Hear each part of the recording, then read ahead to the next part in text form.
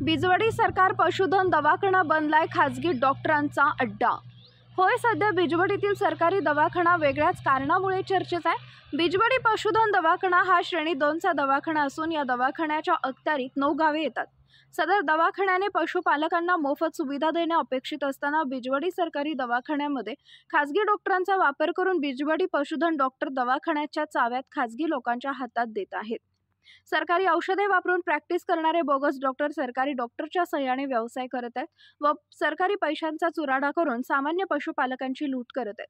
सदर घटनेचं गांभीर्य लक्षात घेऊन तालुका पशुधन अधिकारी यांनी बिजवडी सरकारी जनावरांच्या दवाखान्यावर लक्ष ठेवून संबंधित डॉक्टरांवर वेळीच योग्य ती कारवाई करणं गरजेचं आहे, अशी चर्चा बिजवडीतील पशुपालकांमध्ये होताना दिसून येत आहे। सरकारी दवाखान्याचा वापर करणारे खासगी डॉक्टर यांना जनतेतून प्रश्न विचारल्यास ते डॉक्टर अरेरावीची भाषा करताना दिसून येत आहेत।